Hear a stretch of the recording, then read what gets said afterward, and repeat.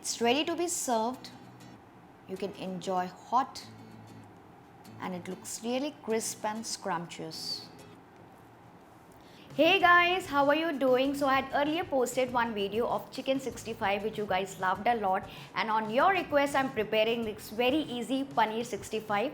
The procedure is slightly different and it will give you perfect restaurant style crisp and lip smacking starter. So if you're a paneer lover and like to eat spicy food as well, then you should definitely give this a try. So let's get on to the recipe. To prepare this delicious paneer recipe, here I have taken around 300 grams of paneer which I have cut into cubes like this. And this recipe works really well with medium size or smaller size of paneer. So make sure you don't cut bigger chunks. I am going to put this into a bowl. And to this I am going to add 3 tablespoons of corn flour or cornstarch,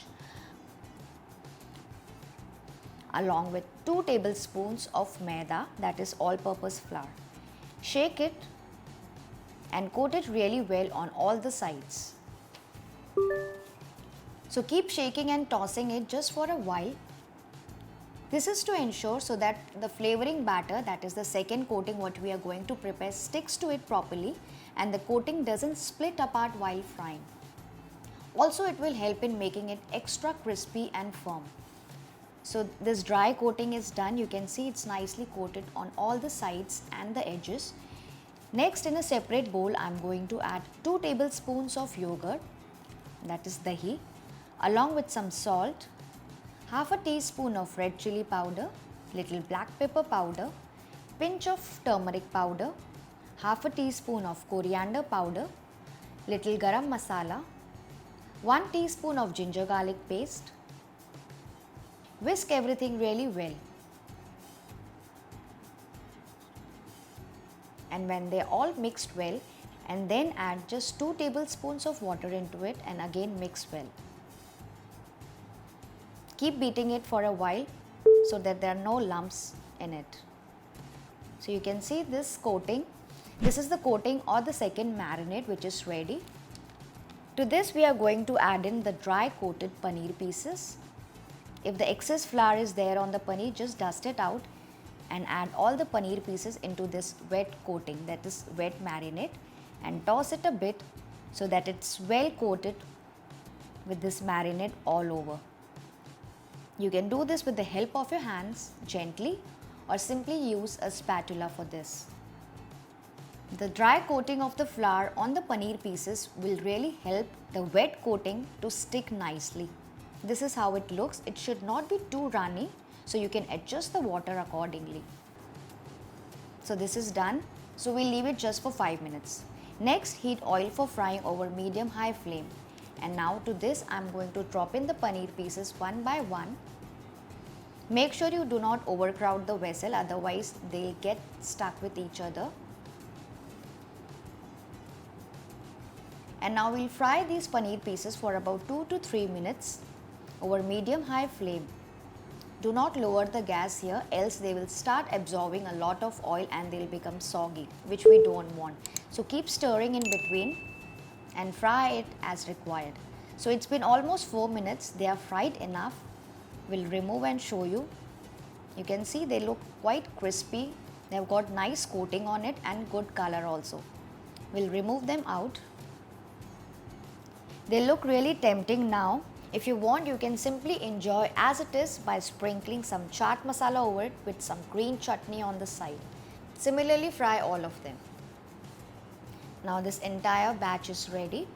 I'll just break one and show you. You can see how crisp it is outside and soft, yummy and juicy within. It's too tempting. And now let me make it more delicious, for which in a wok I am going to add 2 tablespoons of oil over high flame. Once it is heated, add in half a teaspoon of cumin seeds, and when they are fried enough and starts to crackle, next goes in a tablespoon of finely chopped ginger and a tablespoon of finely chopped garlic. Fry for a while, followed by 2 slit green chilies and 2 to 3 dried red chilies. Next goes in 10 to 12 curry leaves, and fry everything for a while. And while these things are getting cooked, in a bowl, I am going to add 3 tablespoons of water, and to this goes in 2 teaspoons of cornstarch or corn flour. Next I am adding 2 tablespoons of yogurt or the dahi. This is homemade dahi. 2 tablespoons of tomato sauce. Next I am using 2 teaspoons of red chili sauce or paste, whichever you have, and a pinch of red food color. This red food color is optional, but it gives really beautiful color to the dish, just like the ones you get in the restaurant. Mix everything really well so that there are no lumps. And then I am going to add this mixture to the wok. Mix and cook over low to medium flame so that the curd doesn't split apart and the sauces should get nicely cooked and the gravy should thicken up a bit.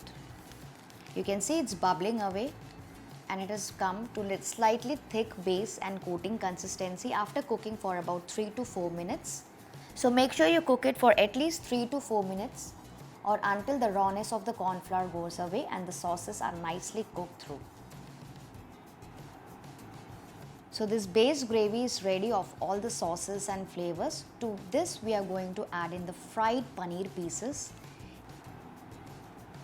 And now mix it gently so that all the paneer pieces are nicely coated with the saucy and flavorful base gravy.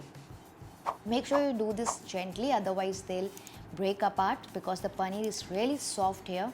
Mix it just for a while, do not overcook it, as the paneer is also fried, it might get hard and rubbery. So now I'll show you, it looks really juicy with that coating outside.